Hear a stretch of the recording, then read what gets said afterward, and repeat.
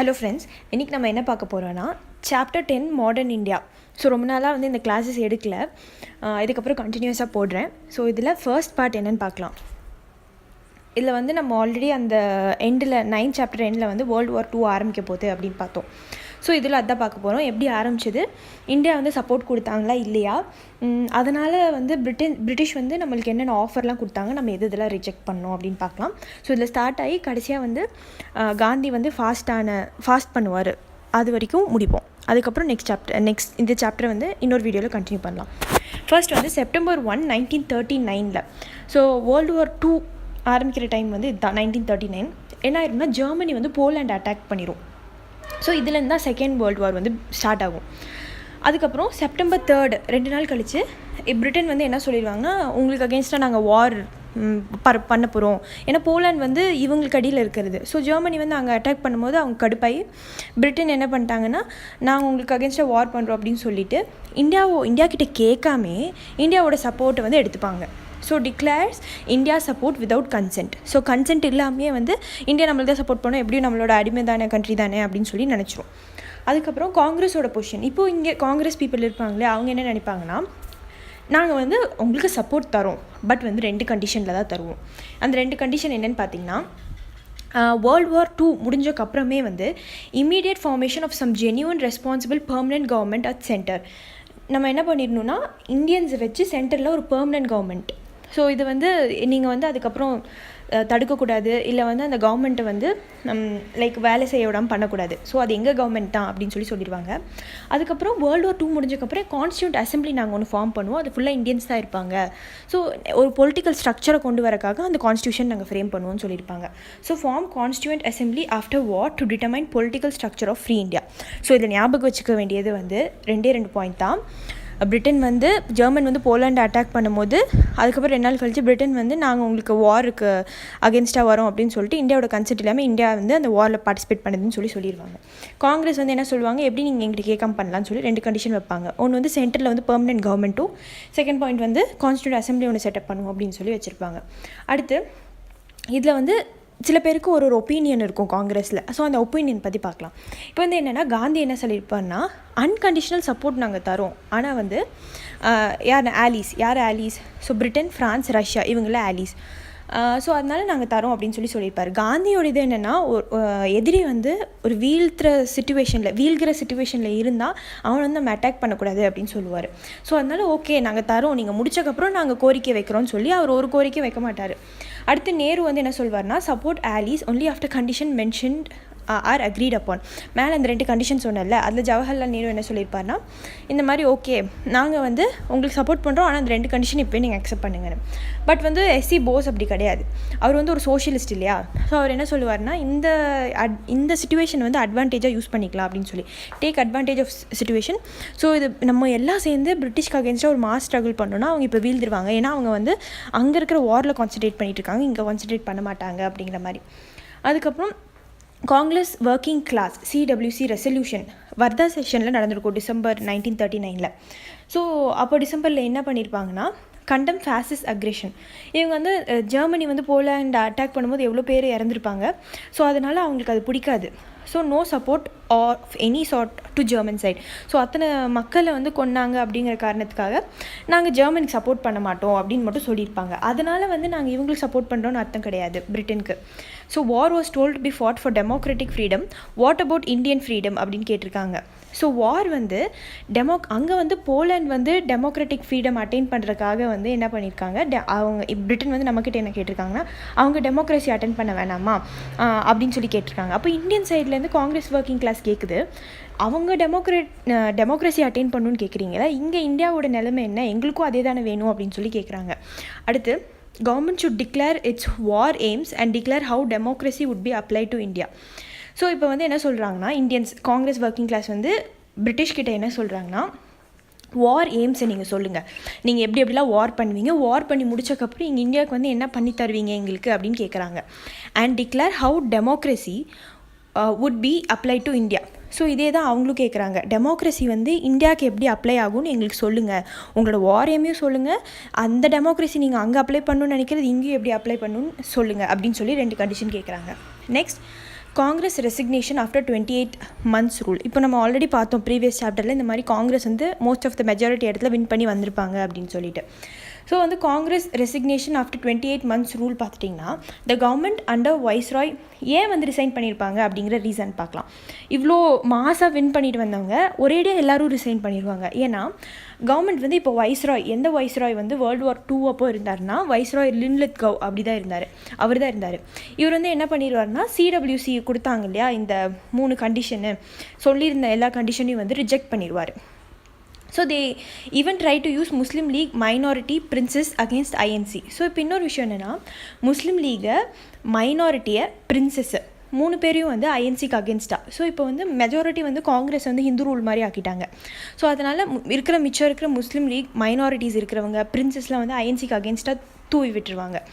அடுத்து will not declare war AIIMS, will decide after discussing to all the communities on free India. So இப்போ என்ன சொல்லுவாங்கன்னா like வார் எய்ம்ஸை நாங்கள் வந்து இப்போ டிக்ளேர் பண்ண முடியாது, பட் இதை வந்து கண்டிப்பாக நாங்கள் வந்து மற்ற கம்யூனிட்டிஸ் ஃப்ரீ இந்தியாவோட மற்ற கம்யூனிட்டிஸோட அந்த மைனாரிட்டி முஸ்லீம் லீக் அவங்க கூட எல்லாம் டிசைட் பண்ணிட்டு அப்புறம் ஒன்றா அவங்களுக்கு நாங்கள் சொல்கிறோம் அப்படின்னு சொல்லி லின்லித்கவ் சொல்லிடுவார். அடுத்து ஆனால் நிஜமாலுமே இந்த 3 அஜெண்டா வந்து உண்மை கிடையாது, ஹிடன் அஜெண்டா வந்து பின்னாடி இருக்குது. என்னென்னு பார்த்தீங்கன்னா அமெண்ட் 1935 ஆக்ட் 1935 ஆக்டை வந்து அமெண்ட் பண்ணுறதுக்காக பார்ப்பாங்க. ஏன்னா அந்த ஆக்ட் கடியில் ஒரு 10 ப்ரொவிஷன்ஸ் இருக்குது. அதில் emergency powers on provinces. So இவங்களை வந்து விட்டால் வந்து இவங்க 1858 ரிவோல்ட் மாதிரி வந்துடுவாங்க, அதனால் இப்படி விடக்கூடாதுன்னு சொல்லி எமர்ஜென்சி கொண்டு வந்ததுனால பிளான் பண்ணியிருப்பாங்க. Use the allied troops station in India to regain the last ground. இப்போ வந்து allied troops இருக்காங்க இல்லையா, யார் பிரிட்டிஷோட இது ஃப்ரான்ஸு அவங்க யூஎஸ்ஆர் இருக்காங்களே அவங்களோட ட்ரூப்ஸை யூஸ் பண்ணி லாஸ்ட் கிரவுண்ட் அவங்களுக்கு இது போன இடத்துல பவர் போன இடத்துல வந்து நம்ம திருப்பி பவர் எடுத்துக்கலாம் அப்படின்னு யோசிப்பாங்க. Gain sympathy from the world showing India's bro German and bro Japan. இன்னொரு விஷயம் என்னன்னா ஜெர்மனி ஹிட்லர் வந்து அத்தனை பேரை கொண்டு இருப்பார். ஸோ அதனால் அப்பவும் இந்த இந்தியா நம்மளுக்கு சப்போர்ட் பண்ண மாட்டேங்குது அப்படின்னு ஒரு பேட் சைட் ஆஃப் அதை வந்து அப்படியே பேட் சைட் ஆக்கி அதை வந்து என்ன பண்ணுவாங்கன்னா யாருக்கு காட்டுவாங்கன்னா அதர் சைட் வேர்ல்டுக்கு காட்டுவாங்க. ஜப்பானுக்கு ப்ரோவாக இருக்காங்க இவங்க, ஜெர்மனுக்கு ப்ரோவாக இருக்காங்க இவங்க அப்படின்னு சொல்லிட்டு. அடுத்து October 23rd 1939 என்னென்னா சிடபிள்யூசி மீட்டிங் ஒன்று நடக்கும், காங்கிரஸ் ஒர்க்கிங் கிளாஸோட மீட்டிங் நடக்கும். அப்போது நோ சப்போர்ட் ஃபார் த வார். இப்போ வந்து என்ன சொல்லிடுவாங்கன்னா நாங்கள் சொன்ன ஒரு கண்டிஷன் கூட நீங்கள் அக்செப்ட் பண்ணல, ஆனால் நாங்கள் வார்க்கு சப்போர்ட் பண்ண மாட்டோம் அப்படின்னு சொல்லியிருப்பாங்க. இப்போ தான் என்ன பண்ணுவாங்கன்னா Congress ministers decided to resign. இப்போ வந்து என்ன பண்ணிடுவாங்கன்னா எப்படியும் இவங்களுக்கு இவங்களுக்கு அடியில் ஒர்க் பண்ணுறதே ஒரு பெரிய இது. ஏன்னா நம்மளோட டெமோக்ரஸிக்கு இவங்க ஒன்றும் லைக் ஒரு ரிசல்யூஷன் சொல்ல மாட்டேங்கிறாங்கன்னு சொல்லிட்டு எல்லாரும் ஒன்றா சேர்ந்து ரிசைன் பண்ணிடுவாங்க. அப்புறம் வாட் நெக்ஸ்ட் அப்படின்னா mass is not ready or immediate struggle. இன்னொரு விஷயம் என்னென்னா நம்ம என்ன தான் ரிசைன் பண்ணாலும் நம்மளுக்கு வந்து மாசஸ் ரெடியாக இல்லை, நம்மள்ட்ட ஒரு கூட்டம் கிடையாது. ஸோ அதனால் என்ன ஆகுனா ஆர் இமீடியட் ஸ்ட்ரகிள், இமீடியட்டாக ஸ்ட்ரகிள் பண்ணுறதுக்கு வந்து நம்மளுக்கு யாரும் கிடையாது. Also there was lack of Hindu Muslim unity. So அந்த யூனிட்டி இல்லாதனால தான் வந்து பிரிட்டிஷ் நல்லா ப்ளே பண்ணிகிட்டு இருந்தாங்க. Continue civil disobedience. ஸோ இதுக்கு முன்னாடி நம்ம பார்த்தோம் கவர்மெண்ட்டுக்கு அகேன்ஸ்டாக போக மாட்டாங்க, பட் வந்து அவங்க போடுற லாஸ் எல்லாம் வந்து டிசோபே பண்ணுவாங்க. Carry out political work, constructive work. So வந்து டிசோபீடியன்ட் மூமெண்ட்டாக இருந்துட்டு பொலிட்டிக்கல் ஒர்க்குக்கு like political work towards political ஒர்க்காக போவாங்க.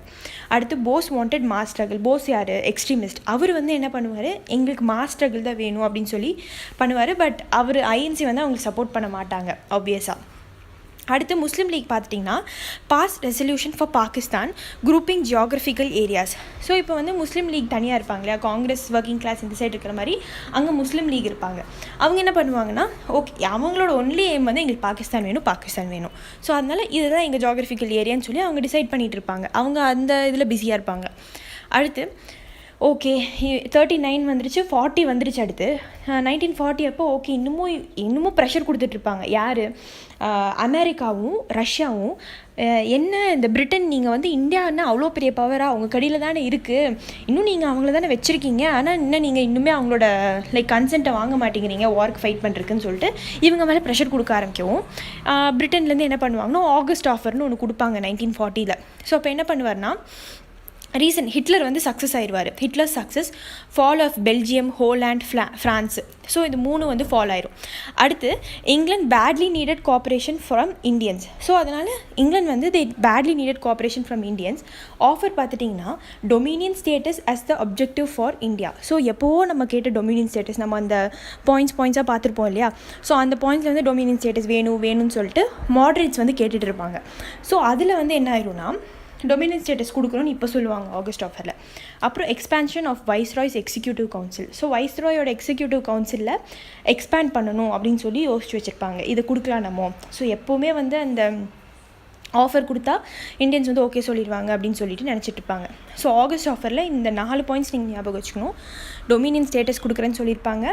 அப்புறம் expansion of viceroy's executive council Indians add பண்ணுறேன்னு சொல்லுவாங்க. அடுத்து setup constituent assembly after war where the constitutional setup mainly by Indians based on the political socio economic conceptions. இப்போ என்ன சொல்லியிருப்பாங்கன்னா நீங்கள் constituent assembly வந்து செட்டப் பண்ணிக்கோங்க அப்படின்னு சொல்லியிருப்பாங்க வாருக்கு அப்புறம். No future constitution to be adopted without the consent of minorities. இன்னொரு விஷயம் என்னென்னா இத்தனையும் சொல்லிட்டு கடைசியில் ஒரு செக் பாயிண்ட் வச்சுருவாங்க. மைனாரிட்டிஸ்ட்டை கேட்காம நீங்கள் எதுவுமே கான்ஸ்டியூஷனில் பண்ணக்கூடாது. அவங்க வந்து தனி நாடு வேணும்னு கேட்டிருக்காங்க. அவங்க எப்படி கான்ஸ்டியூஷனுக்கு ஒத்துப்பாங்க? ஸோ இது வந்து ஒரு மேஜர் செட்பேக் தான். ஸோ எல்லாம் பிளான் பண்ணி தான் கொடுக்குறாங்க. அப்போது ஆகஸ்ட் ஆஃபரில் 4 பாயிண்ட் இருக்குது, ஞாபகம் வச்சுக்கோங்க. அந்த 4 பாயிண்ட் என்னென்னா டொமினியன் ஸ்டேட்டஸ் கொடுப்பாங்க, வைஸ்ராய்ஸ் எக்ஸிக்யூட்டிவ் கவுன்சிலில் வந்து இந்தியன்ஸ் அதிகமாக போடுறேன்னு சொல்லுவாங்க, கான்ஸ்டியூண்ட் அசம்பிளியை வச்சுக்கோங்கன்னு சொல்லுவாங்க. ஆனால் வந்து 4th பாயிண்ட் வந்து கான்ஸ்டியூஷன் வந்து நீங்கள் ஃப்ரேம் பண்ணுறதா இருந்தால் மைனாரிட்டிஸ்ட்டை கேட்டு தான் நீங்கள் பண்ணணும் அவங்களோட கன்சென்ட்டோட. அடுத்து ரெஸ்பான்ஸ் பார்த்துட்டிங்கன்னா ஐஎன்சி ரிஜெக்டட் த ஆஃபர். இப்போது ஐஎன்சி என்ன பண்ணுவாங்க, ஆப்வியஸாக எங்களுக்கு இதெல்லாம் வேணாம்னு சொல்லி ரிஜெக்ட் பண்ணிடுவாங்க. Dominion status concept is dead as a door nail. So இது ரொம்ப இம்பார்ட்டண்ட்டான ஃப்ரேஸு. என்னென்னா ஐஎன்சி ரிஜெக்ட் பண்ணதில் நேரு என்ன சொல்லியிருப்பார்னா, எப்போவோ கேட்ட டொமினியன் ஸ்டேட்டஸ்க்கு இப்போ நீங்கள் ஓகே சொல்கிறீங்க, போன ஜென்மத்தில் கேட்டதுக்கு இப்போ ஓகே சொல்கிறீங்க. So it is dead as a door nail அப்படின்னு சொல்லியிருக்காரு. அடுத்து த டெக்ளரேஷன் ஹேஸ் வைடட் the gulf between nationalist and British rulers. இப்போ வந்து நேஷனலிஸ்ட் வந்து இங்கே ஐஎன்சி அவங்கெல்லாம் பிரிட்டிஷ் ரூலர்ஸ்க்கு நடுவில் அவங்களுக்கும் பிரிட்டிஷ் ரூலர்ஸ்க்கும் நடுவில் இருக்கிற அந்த கேப் வந்து இன்னும் எக்ஸ்ட்ரீமாக ஹை லெவலில் போயிடுச்சு அப்படின்னு சொல்லி காந்தி சொல்லியிருக்காரு. அடுத்து முஸ்லீம் League welcome the veto assurance, partition the only solution. கடைசியில் முஸ்லீம் லீக் என்ன சொல்லிட்டு இருப்பாங்கன்னா ஃபஸ்ட்லேருந்து லாஸ்ட் வரைக்கும் பார்ட்டிஷன் தான் ஒரே சொல்யூஷன், வேறு எதுவுமே கிடையாது அப்படின்னு சொல்லுவாங்க. ஸோ அவங்களோட ஒரே எய்ம் பாகிஸ்தான் வேணும். அடுத்து இவாலுவேஷன் பார்த்துட்டிங்கன்னா for the first time explicit mention of constituent assembly and dominion status. So questions வந்து இப்படி ப்ரிலிம்ஸில் கேட்கலாம்.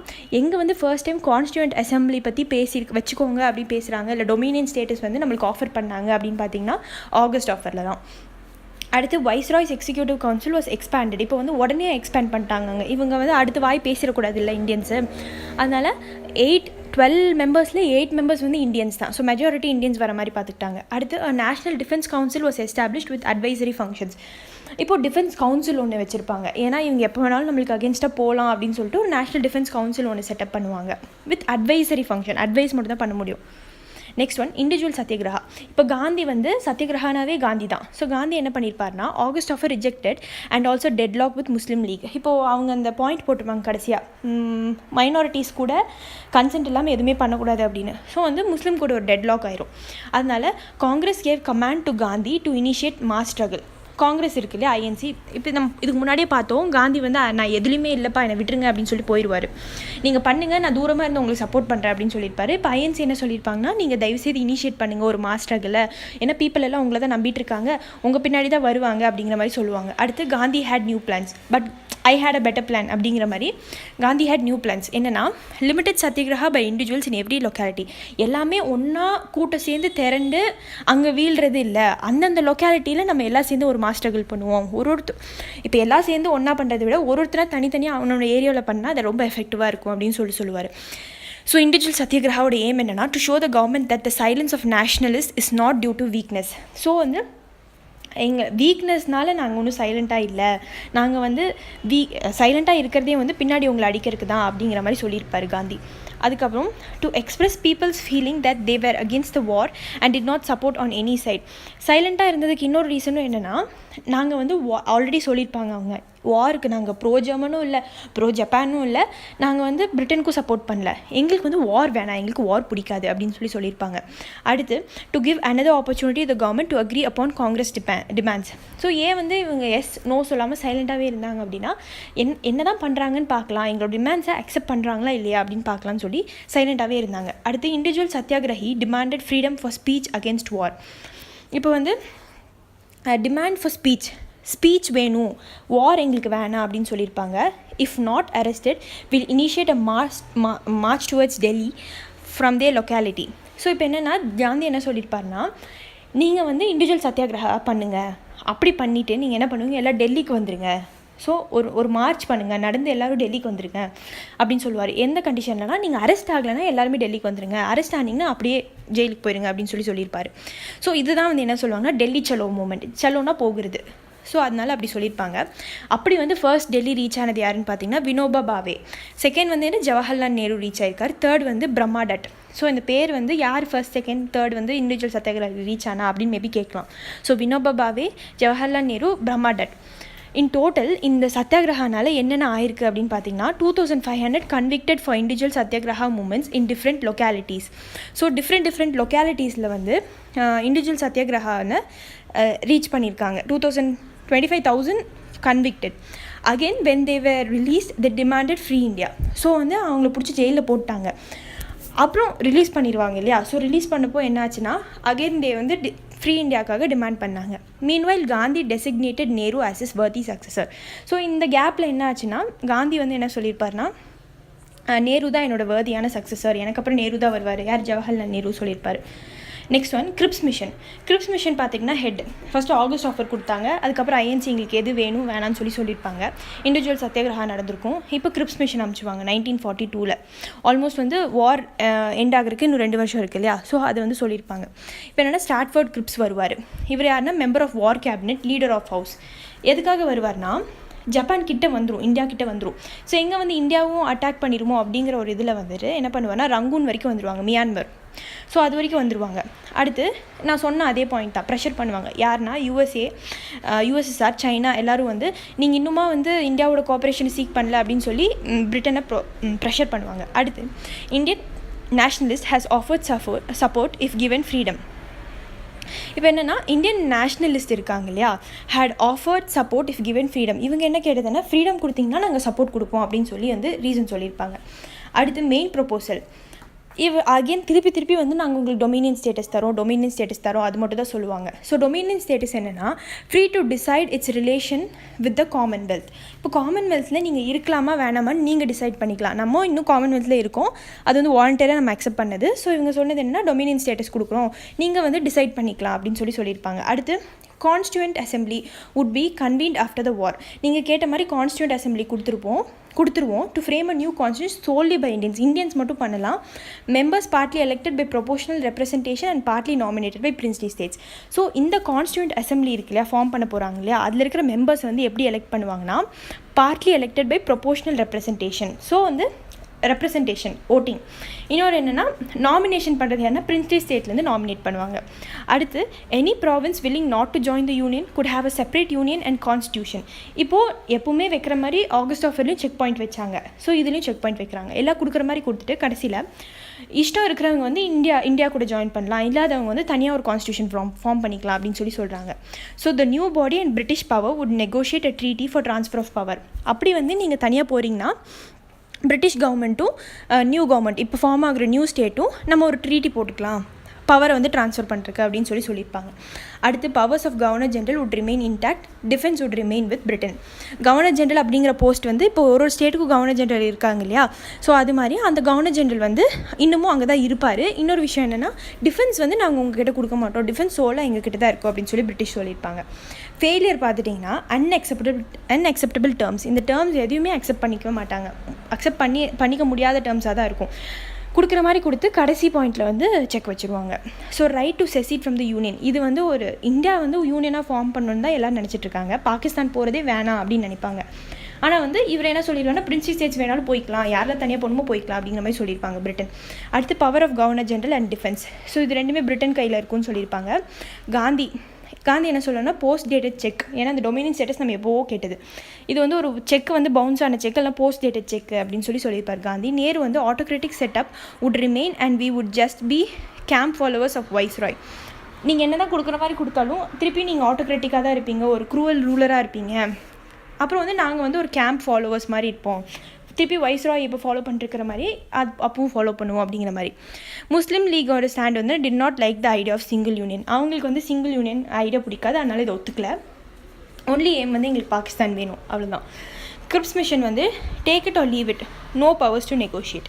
கிரிப்ஸ் வந்து என்ன சொல்லிடுவார்னா, அவர் கொஞ்சம் ரொம்ப கோவக்காரர், வேணா எடுத்துக்கோங்க வேணா விட்டுருங்க, லாஸ் உங்களுக்கு தான் அப்படின்னு சொல்லிட்டு போயிடுவார். நெகோஷியேட்டே பண்ண முடியாது, இந்த இடத்துல வந்து வாக்குவாதமே இல்லை, இது எனக்கு வேணும் இது எனக்கு வேணாம் இல்லை, நாங்கள் கொடுத்தது நீங்கள் அக்செப்ட் பண்ணணும் அவ்வளோதான் அப்படின்னு போயிடுவார். அடுத்து குவிட் இண்டியா மூமெண்ட். இப்போ குவிட் இண்டியா மூமெண்ட் வந்து 1942 நடக்கும். என்னென்னா ஸ்ப்ரெட் ஆஃப் மூமெண்ட். இப்போ Gandhiji carefully created tempo. So ரொம்ப ஓவராக எக்ஸைட் ஆகாமல் ஒரு மெதுவாக ஒரு டெம்போலேயே போகணும் அப்படின்னு சொல்லி காந்திஜி வந்து என்ன பண்ணுவார், குவிட் இண்டியா மூமெண்ட்டில் கேர்ஃபுல்லாக வந்து டெம்போ ரெடி பண்ணுவார். இண்டிவிஜுவல் சிவில் டிசோபீடியன்ஸ் வந்து என்னென்னா மாஸ் மூமெண்ட் ஆயிரும். ஸோ நம்ம பார்த்தோம் இண்டிவிஜுவல் சத்தியகிரகா நடந்திருக்கும் அப்படின்னு, அதில் வந்து என்னென்னா மாஸ் மூமெண்ட் நடக்கும். அப்போ வந்து என்னென்னா government didn't wait long. Government வந்து இந்த டைம் வந்து எங்கே திருப்பி 1858 ஆயிருமோன்னு பயந்துட்டு ரொம்ப நேரம்லாம் வெயிட் பண்ணல. Arrested all senior leaders immediately. இப்போ குவிட் இண்டியா மூமெண்ட் நடக்கிறப்போ வந்து எந்த லீடர்ஸும் இருக்க மாட்டாங்க நம்மக்கிட்ட, எல்லாத்தையும் வந்து புட்டு ஜெயிலில் போட்டுருவாங்க. அடுத்து youth engage in actions across provinces, hoisting flags, blowing up railway lines. இப்போ நம்மள்ட்ட சீனியர்ஸ் இல்லை இல்லையா, லீடர்ஸ் இல்லை, அப்போ யார் இறங்குவா, ஆப்வியஸாக யூத் தான் இறங்குவாங்க.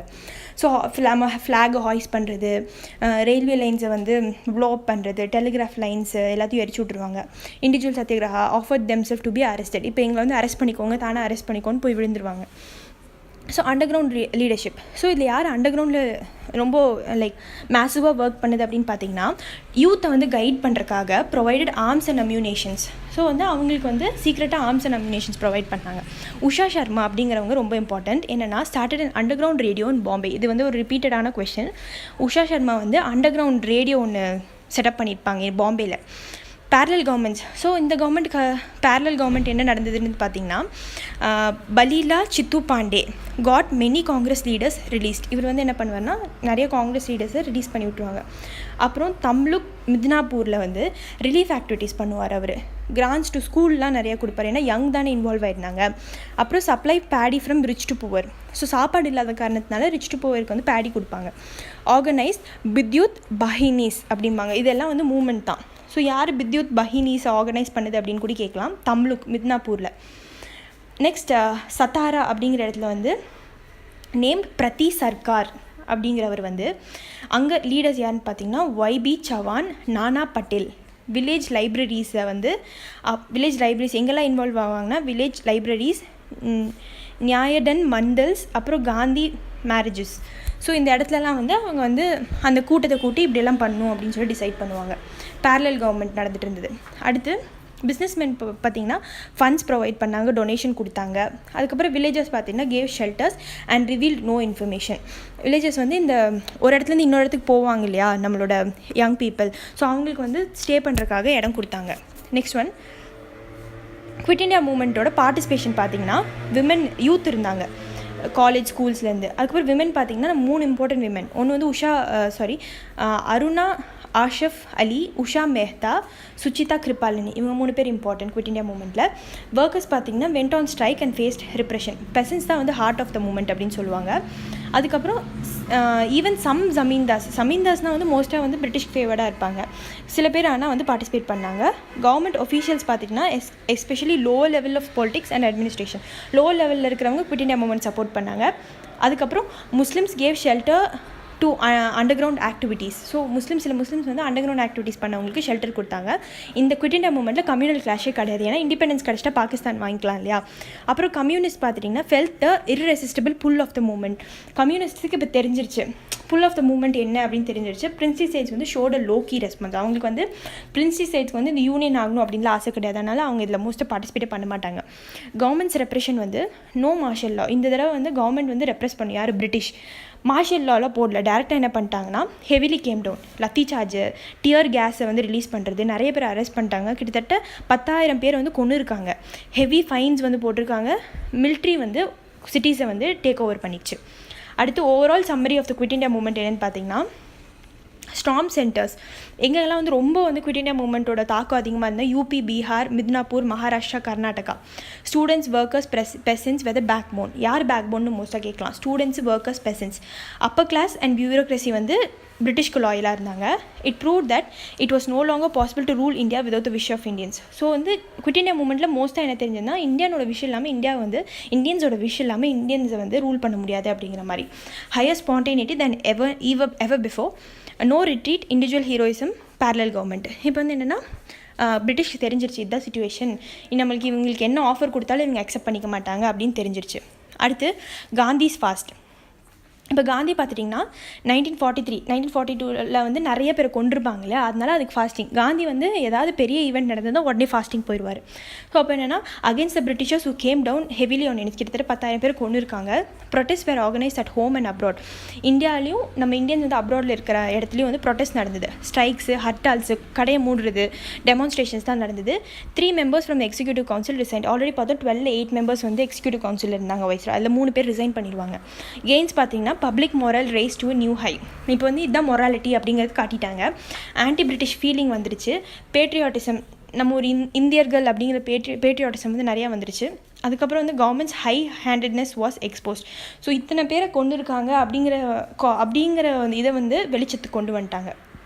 இன்னொரு விஷயம் என்னென்னா March 23, 1943 வந்து பாகிஸ்தான் டே வாஸ் அப்சர்வ்ட் அப்படின்னு சொல்கிறாங்க. ஏன்னா வந்து அந்த டேயில் வந்து பேசியிருப்பாங்க பாகிஸ்தான் பிரிச்சிடலாம் அப்படிங்கிற மாதிரி. ஃபெமைன் இன் 1943. ஸோ இப்போ வந்து தெரிஞ்சு போனதால பிரிட்டிஷ் பீப்புளுக்கு வந்து இதை அக்செப்ட் பண்ணிக்க முடியல, நம்ம இந்தியாவை லூஸ் பண்ண போகிறோம் அப்படிங்கிற காசை. ஸோ ஆப்வியஸாக என்ன ஆகும், அவங்க வந்து இந்தியன்ஸை கண்டுக்கவே இல்லை சுத்தமாக. அவங்களுக்கு வார் தான் முக்கியம், எப்படி இந்தியன்ஸ் வந்து சப்போர்ட் பண்ண மாட்டாங்கன்னு தெரிஞ்சிருச்சு. இப்போ என்ன ஆகுனா ஃபெமைன் வந்து எந்த ஏரியாவில் மோஸ்ட்டாக அஃபெக்ட் ஆச்சு அப்படின்னு பார்த்தீங்கன்னா பெங்கால், டைமண்ட் ஹார்பர், தாக்கா, ஃபரித்பூர், இதெல்லாம் பெங்காலில். இந்த மோஸ்ட்டாக இந்த பிளேஸ்லாம் ஞாபகம் வச்சுக்கோங்க. அடுத்து 1.5 to 3 million people வந்து இறந்துருக்காங்க. எதனால்? மேல் நியூட்ரிஷன், ஸ்டார்வேஷன், எபிடமிக், ஸ்மால் பாக்ஸ்னால. Basically manmade. எல்லா காசும் வந்து மேன்மேடு தான். என்னென்ன காசு அப்படின்னு பார்த்தீங்கன்னா ஆர்மி இருந்தது இல்லையா, இந்த யூஎஸ்எஸ்ஆர், ஃப்ரான்ஸு, அவங்க ஆர்மிக்கெலாம், சைனா, அவங்களுக்குலாம் வந்து இந்தியாவிலேருந்து ஃபுட் எடுத்துகிட்டு போய் கொடுத்துருவாங்க. அதனால் நம்மள்ட்ட வந்து ஸ்டோரேஜ் பண்ணி வச்சுருப்போம்ல, அந்த ஃபுட்டே நம்மக்கிட்ட கிடையாது. ஸோ வந்து feeding vast army diverted food stuffs. அதுக்கப்புறம் rice imports from Burma and southeast Asia stopped. ஏன்னா வந்து ஜப்பான் வந்துட்டாங்க ரங்கூன் வரைக்கும். அதுக்கப்புறம் சவுத் ஈஸ்ட் ஏஷியாவில் வர ஏரியாவில் கண்ட்ரோல் பண்ணிட்டாங்க அவங்க. அடுத்து கிராஸ் மிஸ்மேனேஜ்மெண்ட் அண்ட் டெலிபரேட்டிங் ப்ராஃபிட்டரிங். இப்போ வந்து ஃபுட்டை எடுத்துகிட்டு போனால் ப்ராஃபிட் கிடைக்குமா இல்லையா அப்படின்னு பிரிட்டிஷ் பார்க்க ஆரம்பிச்சிட்டாங்க. ஸோ அதனால் இங்கே வந்து ஃபுட்டு வந்து புவருக்கு கிடைக்கவே இல்லை. அடுத்து rationing confined only to big cities. So இந்த ரேஷன் கடையில் சாப்பாடு கொடுப்பாங்க இல்லையா, ஸோ அந்த ரைஸ் வந்துட்டு பிக் சிட்டிஸில் தான் இருந்தது, இந்த மாதிரி சின்ன சின்ன சிட்டிஸ்லலாம் இல்லை. ஸோ அதனால் நிறைய பேர் வந்து இறந்து போயிட்டாங்க. இந்த பிக்கில் பார்த்திங்கன்னா தெரியும். ஸோ இதோட பார்ட் 2 வந்து அடுத்த வீடியோவில் கண்டினியூ பண்ணுறேன். Okay friends, thank you.